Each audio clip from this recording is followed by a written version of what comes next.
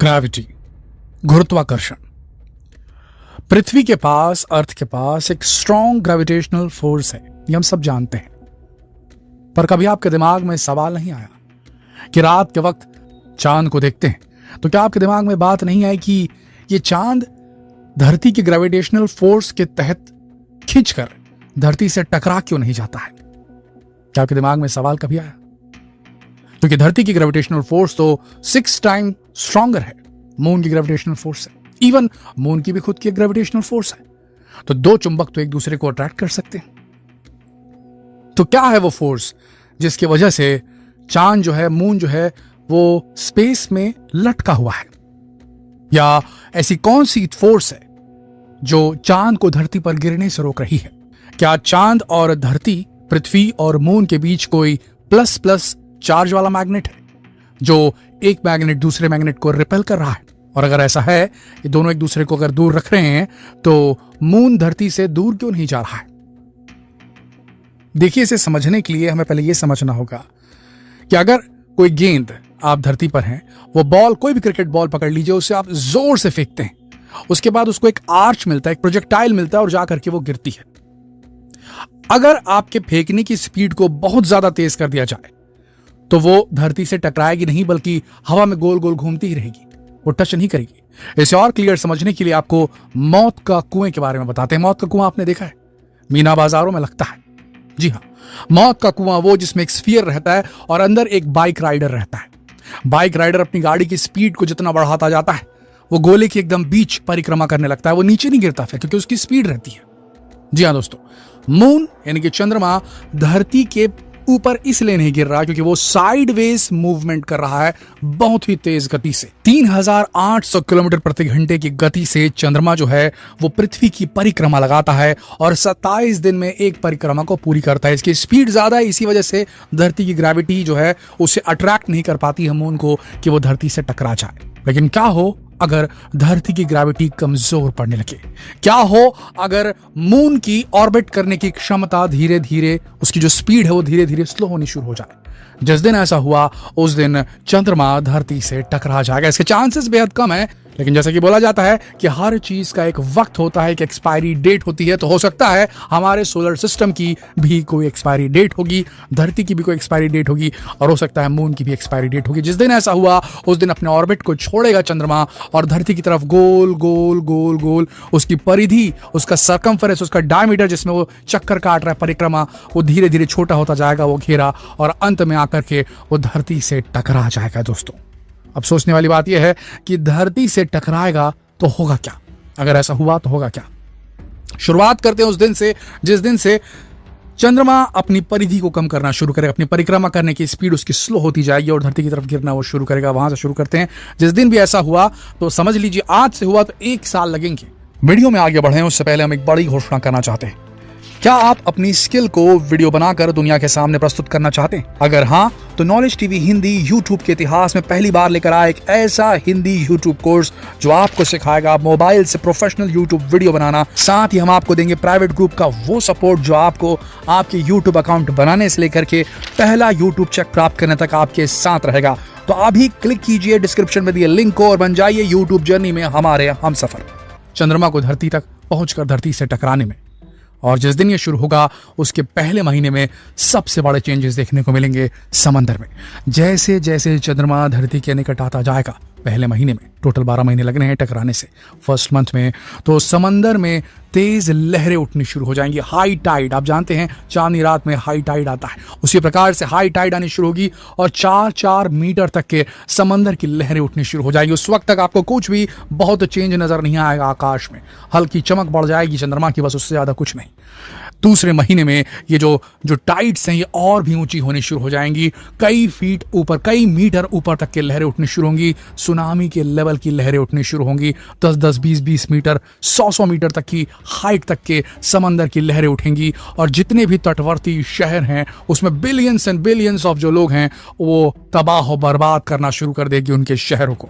जी हाँ, समंदर में जो लहरें हैं वो मून के धरती के पास आने की वजह से, उसकी ग्रेविटेशनल फोर्स के तहत लंबी ऊंची उठेंगी और सुनामी ला देंगी।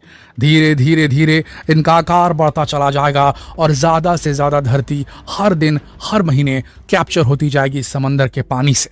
जी हाँ दोस्तों, इसके बाद सबसे बड़ी चीज़ जो होगी वो ये होगी कि जो भी हमारे सैटेलाइट कम्युनिकेशन है उसमें प्रॉब्लम आनी शुरू हो जाएगी। बार बार वैज्ञानिकों को धरती के ग्राउंड स्टेशन से जियो सिंक्रोनस सैटेलाइट्स जिनसे हमारा कम्युनिकेशन चलता है, बहुत सारी चीज़ें चलती हैं, उनके जो ऑर्बिट है उनको बार बार ऑर्बिट रीचेक करना पड़ेगा, रीएडजस्ट करना पड़ेगा बार बार उन्हें, क्योंकि वो करीब आता जाएगा और उसी ग्रेविटेशनल फोर्स उस पर काम करनी शुरू करेगी। इंटरनेट पूरी तरीके से तबाह हो बर्बाद हो जाएगा, क्योंकि 90% जो इंटरनेट चलता है वो अंडर वाटर सब ओशनिक बड़े बड़े केबल से चलता है। जब इस प्रकार की सुनामी आएगी और पानी समंदर से निकलकर जमीन तक पहुंचना शुरू हो जाएगा, तब उन केबल्स को भी बचाने वाला, ठीक करने वाला कोई नहीं रहेगा। सारी शिपिंग एक्टिविटी ठप पड़ जाएगी, क्योंकि जहां भी बंदरगाह होंगे, जहां पर शिप खड़े होते हैं, वो सब पानी के नीचे सबमर्ज हो जाएंगे। और इसके बाद सबसे पहले बाधित होगी सामानों, गुड्स की और खाने पीने की। जो एक्सपोर्ट इंपोर्ट होता है पूरी तरीके से बंद हो जाएगा। खाने पीने की चीजों की कमी होने लगेगी। एक देश दूसरे देश से व्यापार नहीं कर पाने की वजह से काफी ज्यादा दिक्कतों का सामना करना पड़ेगा। राशन बेहद कम बचा होगा। और इसके बाद सबसे बड़ी समस्या आएगी फ्रेश वाटर रिसोर्सेज के ऊपर। जी हाँ, पानी की लहरें इतनी ऊपर ऊंची उठने लगेगी जितने की स्काई स्क्रैपर्स होते हैं। ऊंची ऊंची गगनचुंबी इमारतों जितनी हाइट हो जाएगी समंदर की लहरों की, और ये पानी रिफ्लक्स होना शुरू होगा फ्रेश वाटर रिसोर्सेज में, यानी कि नदियों में, नहरों में, और वो पानी भी कंटामिनेट हो जाएगा। धीरे धीरे धरती डूबने के कगार पर पहुंच जाएगी और उसके बाद मून और पास आता चला जाएगा, चांद और पास आता चला जाएगा। उस स्थिति में पहुंच जाएगा जब हमारी सारी सैटेलाइट्स जहां घूमती हैं उस विसिनिटी में आ जाए, उतने करीब पहुंच जाएगा धरती की सतह से, और इस वक्त हमारी सारी सैटेलाइट खत्म हो जाएंगी। ये वो वक्त होगा जब धरती और मून एकदम करीब रहेंगे, और इस वक्त जो धरती का गुरुत्वाकर्षण है उसकी शक्ति के चलते चंद्रमा का आकार बदल जाएगा। वो एक अंडाकार शेप में हो जाएगी। जो नियर साइड है चंद्रमा का, जो धरती को फेस करता है, वहां एक उभार से निकल जाएगा धरती की स्ट्रॉन्ग ग्रेविटेशनल फोर्स की वजह से। अब मून की ग्रेविटेशनल फोर्स भी धरती पर काम करना शुरू करेगी, लेकिन आप हवा में नहीं उड़ेंगे, क्योंकि धरती की जो ग्रेविटेशनल फोर्स है वो 6 टाइम्स मोर स्ट्रॉन्गर है मून से। तो हम यही चिपके रहेंगे, और जो मून है उसके अंदर बदलाव होने शुरू होंगे। साथ ही मून की ग्रेविटी की वजह से धरती के अंदर पानी की उथल पुथल तो हो ही रही है, अब जो मैग्मा है अंदर जो जमा है अंदर धरती के, उसमें मूवमेंट होनी शुरू होगी और टेक्टोनिक प्लेट्स की मूवमेंट होनी शुरू हो जाएगी। पानी ऊपर अपने आप ऊपर नीचे हो रहा है जो समंदर का है, साथ में मैग्मा ऊपर आना शुरू होगा, ज्वालामुखी विस्फोट होंगे और अंदर से खतरनाक जहरीले केमिकल एटमॉस्फेयर में फैल जाएंगे।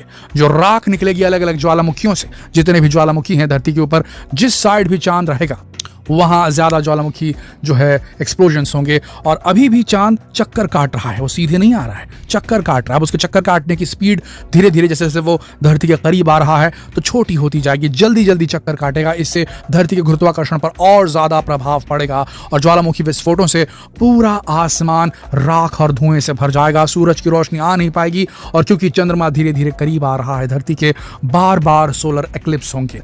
बार बार सोलर एक्लिप्स होने की वजह से धरती ठंडी होने लगेगी। उसके बाद वो वक्त आएगा जब बेहद करीब आ जाएगा चंद्रमा धरती से। और इस वक्त अगर आप ये सोच रहे हैं कि चंद्रमा आकर टकरा जाएगा और कई न्यूक्लियर बॉम्ब जितना धमाका होगा, तो आप बिल्कुल गलत हैं, क्योंकि धरती की ग्रेविटी के उसमें फंस करके चंद्रमा हवा में ही, स्पेस में ही चूर चूर हो जाएगा टकराने से पहले, और बिल्कुल वैसी ही रिंग्स बनाएगा जैसी शनि ग्रह के पास है, सैटर्न के पास है। उसी तरीके की रिंग टुकड़ों में टूटकर वो रिंग बना लेगा। अब आगे जैसे ही वो टुकड़ों में टूटेगा, उसका ग्रेविटेशनल फोर्स खत्म होगा, तो वापस समंदर का पानी जो है वो समंदर में चला जाएगा, जमीन वापस से खाली हो जाएगी। अब जो लोग बचे होंगे वो बाहर निकल कर देखेंगे तो उन्हें आसमान में लूनर डस्ट और जितना भी उसका डेब्री है मून का, वो नजर आने लगेगा, एक रिंग दिखाई देने लगेगी। लेकिन ये जैसे जैसे धरती के पास आनी शुरू होगी तो इसमें काफी ज्यादा हीट आनी शुरू होगी, जैसे कि एस्टेरॉइड, जो एस्टेरॉइड शावर जैसे होती है, अगर उल्का पिंडों की एक बौछार होती है तो किस प्रकार से उसमें आग लगती है हम सब ने देखा है। तो जब ये लूनर जो टुकड़े हैं अगर धरती के करीब आने लगे तो इनसे एक पूरी रिंग बनेगी, रिंग ऑफ फायर, और टेम्परेचर एकदम हाई हो जाएगा। एटमॉस्फेरिक टेम्परेचर इतना बढ़ जाएगा कि हो सकता है इनकी गर्मी की वजह से जो समंदर है, महासागर हैं, वो उबलने शुरू हो जाएं। अगर ऐसा नहीं होता है तो उसके कुछ समय बाद, अगर ये नहीं होती है घटना और ये टुकड़े ऐसे ही एक डिस्टेंस मेंटेन करके परिक्रमा करने लगते हैं धरती के, तो जीवन बचेगा। और जो लोग बचे रहेंगे वो धरती को एकदम शनि ग्रह के छल्ले के तरह एक नए स्वरूप में देखेंगे। उसके बाद शायद जीवन फिर पनपे। लेकिन चंद्रमा के नहीं रहने की वजह से जो ग्रेविटेशनल फोर्स का एक इम्बैलेंस क्रिएट होगा, उससे हो सकता है कुछ समय के बाद धरती का जो परिक्रमा करने की ऑर्बिट है सन के अराउंड, वो चेंज हो जाए। देखिए दोस्तों, जिस तरीके से धरती पर एक कहावत है ना, हर बड़े आदमी के इर्द गिर्द छोटे लोग घूमते हैं, ठीक वैसी ही कहावत ब्रह्मांड के लिए भी है। सन, जिसके पास हमारे सोलर सिस्टम में सबसे ज्यादा ग्रेविटेशनल फोर्स है, उसके चक्कर धरती लगाती है। और मून, जिसके पास सन से क्योंकि दूर है, चंद्रमा जो है वो धरती के करीब है, तो जो उसके करीब है उसके चक्कर चंद्रमा लगाता है।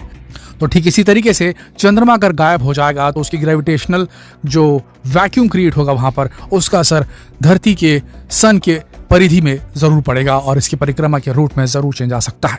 हालांकि ऐसा होना बेहद मुश्किल है, यह काल्पनिक बात है, लेकिन आपको कैसा लगा यह जानकर कि अगर धरती से चंद्रमा टकरा गया तो क्या होगा? अगर ये वीडियो इंटरेस्टिंग लगी तो इसे अपने तक बिल्कुल सीमित न रखें, जितना हो सके इस वीडियो को शेयर करें फेसबुक पर, व्हाट्सएप पर, यूट्यूब पर। जल्द मिलते हैं आपसे अगली वीडियो में, तब तक के लिए आप सबका इस वीडियो के अंत तक बनाने के लिए दिल से धन्यवाद।